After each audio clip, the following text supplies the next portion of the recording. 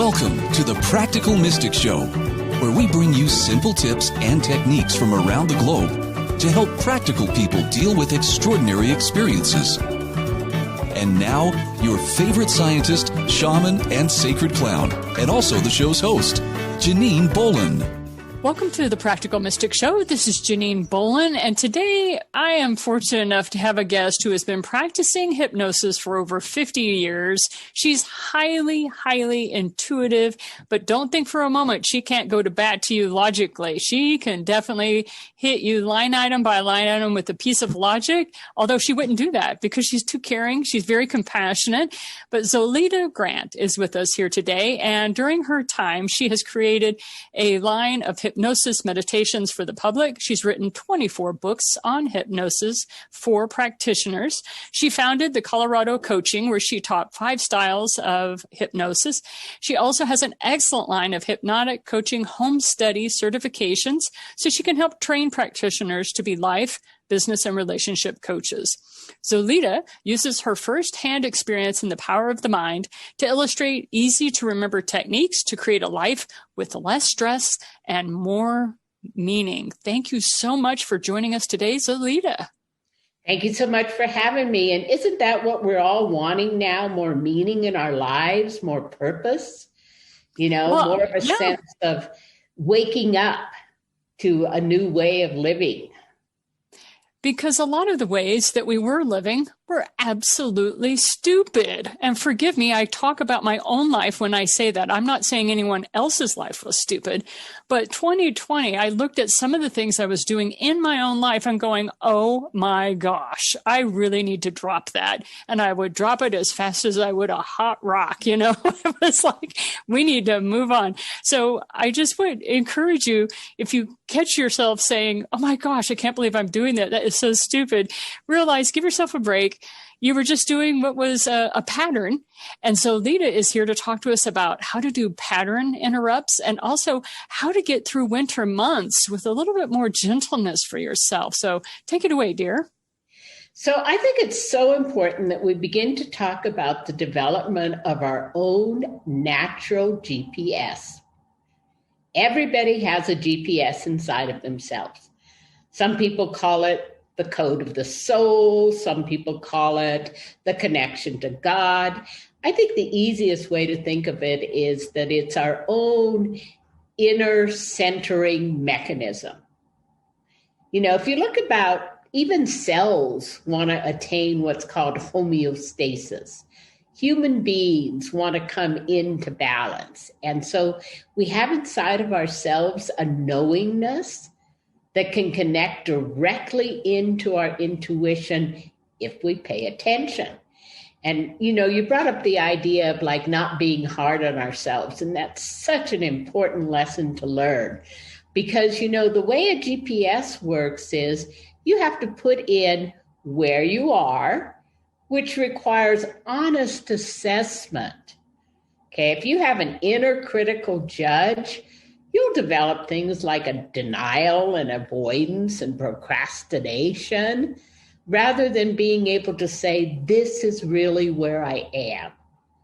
So you have to have compassion to truly see where you are. Then you have to clearly define, where do I want to go? Once you have those 2 points of reference in, through the development of practical intuition, you can really have guidance for your life. What you're recommending is spot on stuff that people know logically in their head. But, as many mystics have talked to me about and people who are highly intuitive, yeah, Janine, I know that. But man, trying to integrate that is very challenging. And so I would love for you to just are there some tips that you can kind of help people with developing their intuition so that they integrate that wonderful advice they're giving themselves? But how do they go about integrating that in their own life? So first of all, let me tell you a little bit about my own journey with intuition. When I was a child, I could see beings from other planes, and I was not aware that other people couldn't. And a very significant thing happened to me when I was about 6.5, almost 7 years old, because it was just before I went into the second grade. So in that early childhood time, I tried to introduce a friend to an angel. And the friend said, "You're crazy." Oh no. Here you have this amazing being who you want to introduce them to, and they think you're making it up. Yikes. Okay. Yes. And crazy was scary to me because my father was a pharmacist at a mental hospital in California, and we lived on the grounds of the hospital where there were people identified as crazy.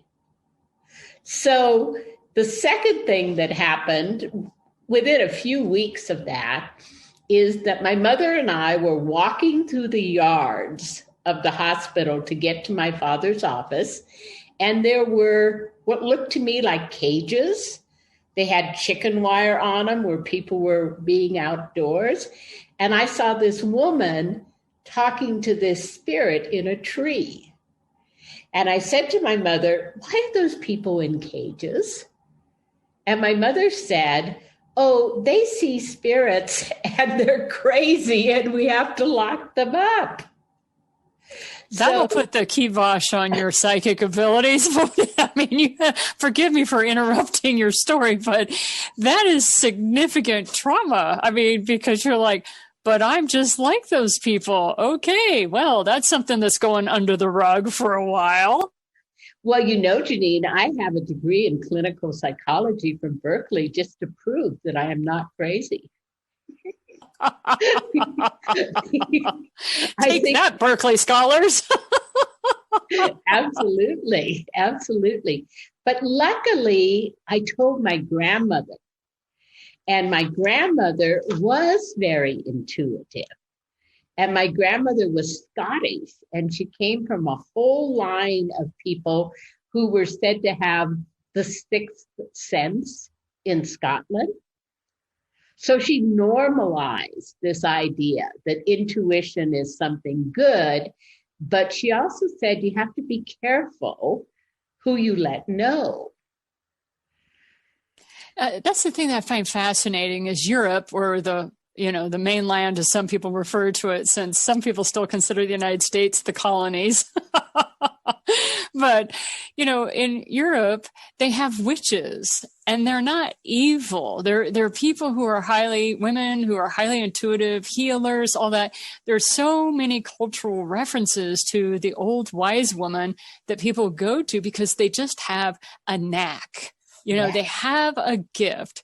So, I'd love to hear more about, how you then went from, okay, so you had this experience where you saw people in cages, and then you go to grandma, and grandma talks about, just be careful, honey, gives you quality advice.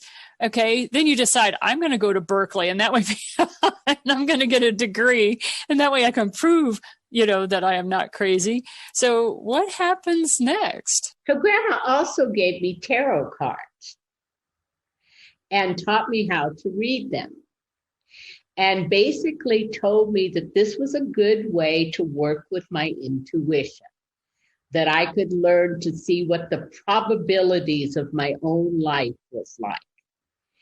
And I was probably when I learned to read tarot cards, I was 10 or 11. And I probably did not read them for another person until my late 20s. I only read them for myself as a way of developing my intuition. And I started to pay attention to my dreams. Because the other thing my grandmother gave me was a dream journal.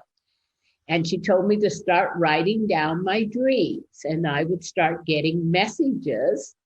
She didn't say they were messages from God, but she basically said spiritual messages, mystical messages that will help guide you in your life. All I can say is thank heavens for grandmas who understand their grandchildren, and instead of teaching through fear and trying, there's many parents just trying to protect their children from themselves is what they see, just trying to keep you alive. And then grandmas are there, and thank heavens that we have those maternal women. And here you are now yourself at what we call the crone stage of life. You are now one of the, what would be considered a tribal grandmother. So as you look out over these young, beautiful young people who are, anyone under the age of 50, I'm teasing, I'm 50, but anyway, as people are coming into their spiritual gifts, one of the challenges is confidence. So, all right, you have tarot cards, you have oracle cards, you have runes, you have a plethora of tools, divination tools, pendulums, what have you. What are some suggestions that you have for people who really want to increase? What are some tips you can give them for developing their own internal GPS, as you like to say? So I think that the daily routines or rituals are really critical. I think it's so important to begin every day with grounding, clearing your space, creating a connection to that GPS. And then just taking a few minutes to just do a quick mental rehearsal of your day. Imagining yourself as your very best self, moving easily and effortlessly through your very best day. And then in the evening, it's important to prepare for the most significant opportunity to get direct messages, which is through the dreams. So you want to take some time to clear the day. There are things that you did and there are things that you didn't. Let go of it as you get ready to go to sleep at night. Process things that you need to process. Have a to-do list. Once you write them down, you take them out of your mind and you allow the mind to become clear. I also think the idea of cleaning your energy at night is good. The more sensitive we are, the more aware we are, the more we have the possibility of picking up other people's stuff. And so just taking a few minutes to just imagine that you're taking a shower in light and you're just letting that beautiful golden light just wash all through you and bring you to this sense of center and balance. And then you prepare yourself to have important dreams, because dreams have always been the way that people got their most important messages. Look at the Tibetan books, look at the Hindu books, look at the Egyptian books, look at the Hebrew books, the Old Testament. Dreams were always important and significant ways to get guidance. And so you prepare yourself to have dreams by keeping writing material close by telling yourself that you're going to pay attention to the dreams, or by even getting my new Secret Life of Dreams book and the MP3 that comes with it. Yes, you were lucky. I was so lucky. We got you scheduled for the Writer's Hour Creative Conversation, which is another podcast my company produces. And Zoilita was kind enough to chat with us about the Secret Life of Dreams. And we will have that in the description of this podcast show so that you can go and travel there. So she talks in detail about the ritual or the routine that is very helpful to get you into a receptive state for dreaming. And she goes line item by line item on that. But I want to go back to something you said right at the beginning, which is you need to ground yourself. Now, when I was first, I always had a highly developed sense of intuition, but when I first started working in the metaphysical community and I was talking to people, I would always say to folks, what do you mean by grounding? Because that was something that I heard over and over and over, and I could never get a mystic to really tell me what that was. So I would love your definition. To you, what does it mean to ground? So just take a minute and just imagine that your spine is really straight and that your feet are flat on the ground, and that your breath is free and deep and easy. And as you allow yourself to imagine imagine that from the center of the soles of your feet, there are roots that will go down into the earth. And those roots can travel down 10 feet and 50 and 500 and 1,000, all the way to the center of the earth. And in the center of the earth, there's a ball of liquid golden fire, fire without heat, but fire that has power and energy. And just imagining that those roots go all around that ball and you become grounded. Feel grounded. And some of the roots go in and you are connected. You're connected and grounded, centered, and balanced. That's all you have to do. And I just want folks to hear that this was probably the best description and the best visualization I have ever been shown, which is why I was so excited about Zoilita coming on today, because I knew she would have answers to these you hear these words bandied about so much, and sometimes it just comes back to, this is the exercise you do and you will feel grounded. Now, some people would tell me you need to go out into your backyard and dig a hole and stand with, your feet on the earth and stuff like that. And that just never really worked for me. But one of the things I have loved is Zoilita has helped me in many, many ways because I'm multicultural. I come from so many different cultural backgrounds that I needed somebody who had that. So thank you very much for offering that to us. I also recommend that you visit Zoilita at her websites, where she has multiple free MP3 meditations, self-hypnosis, all kinds of items where you can, for free, download these things and listen to them, and they will help with anxiety, calming you when you're under particular stress. They're not free. They're on sale. Oh, they're on sale. I was thinking about the one that you had for the others, but anyway, there are all kinds that you can purchase as well as listen to, and you're getting a little bit of help here today. And I just wanted to let you know, totally worth the time, totally worth your investment, because they will help you with anxiety and weight loss and financial issues. There's the whole gamut. So I highly encourage that you visit Zoilita Grant's, her website, which we will give at the end of this episode. But we're not done yet. She is a gold mine of information, and I would love to learn, what is the one thing that kind of benefited you on your spiritual path? The concept of connecting into that GPS. You have to get still and listen. And when you get still and listen, whether it's in the outer doors or whether it's in your own place of living, you have that ability to center and to really pay attention to those messages inside. I agree. And I wanted to give folks your website, which is mindset-for-success.org. Make sure that you go .org, because she is such a teacher. She has .org. Also, Zoilita has a Mindset for Success Facebook group. I highly recommend that you go there. And she has recordings as well as little commentaries there as well, if you kind of want to feel out her style of mentoring before you dive into some of her paid programs that she has available. So that is the one thing, is just definitely connecting into your personal GPS, whatever that looks like for you as a person.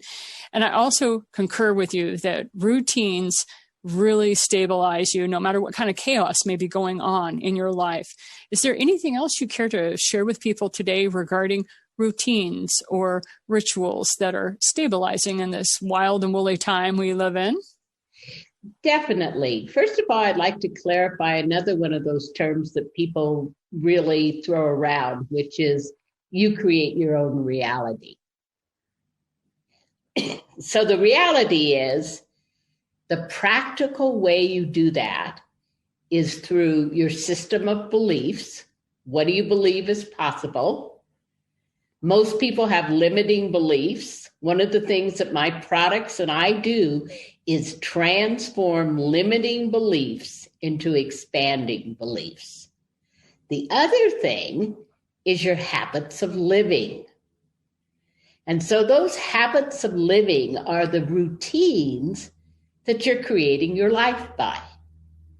So if in your habits of living, you stop by the bagel store on the way to the gym, you're not as likely to achieve your goal of mastering your weight than if you eliminate that habit of the bagel and cream cheese.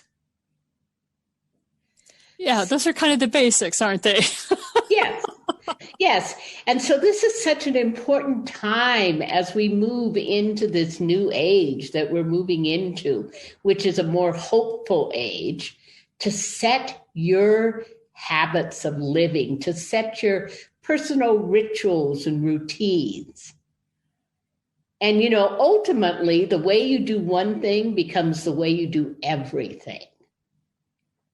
That when you do one thing with consciousness, with precision, with detail, you begin to do everything in your life that way. Because ultimately, like my basic slogan of life is change your mind, change your life, create by design, not by default. Ultimately, we have the capacity to design our lives. And why not design an extraordinary life for yourself?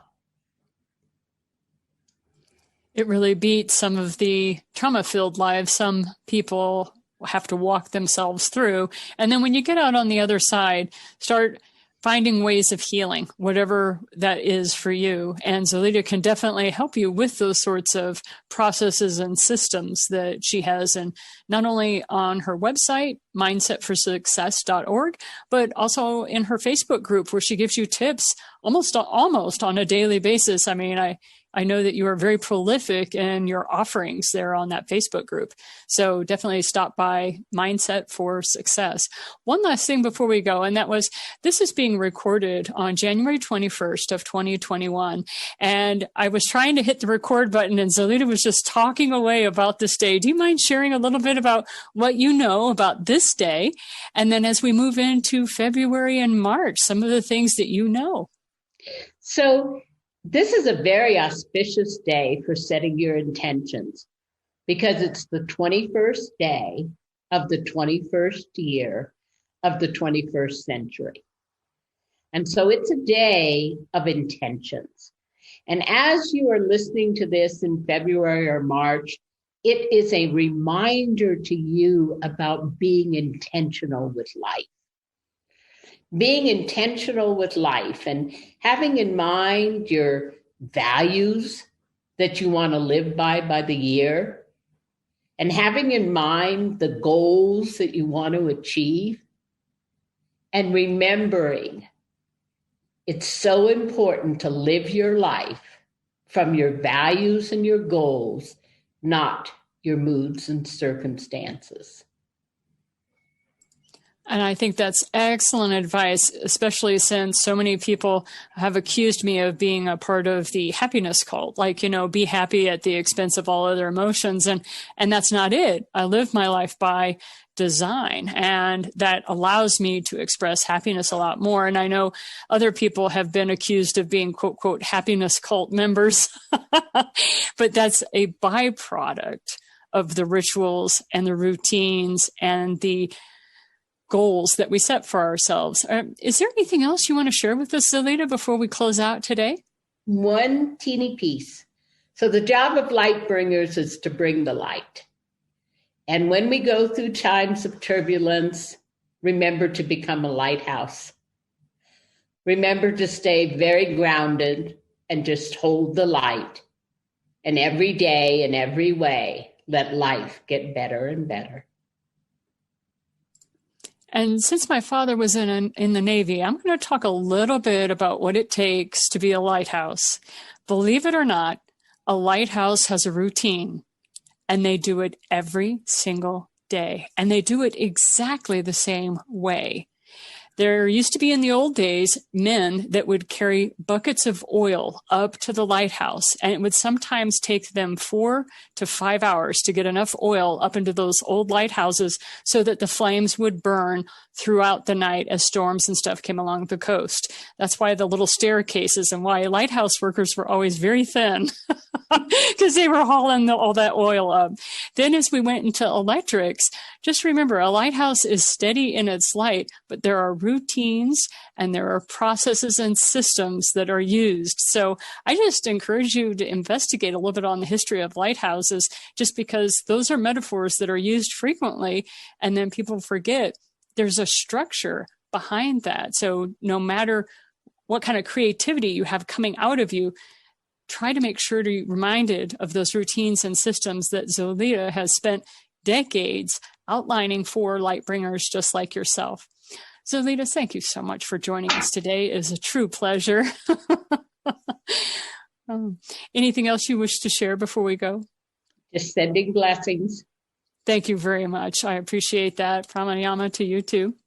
And this is Janine Bolon with the Practical Mystic Show, where we bring on mystics of all races, cultures, climes, and times to help us as we hold the light for others.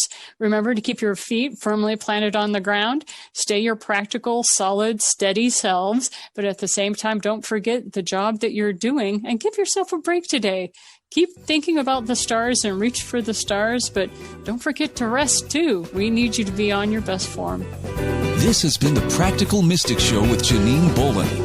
For show notes, resources, and more, visit the8gates.com. Thanks for listening.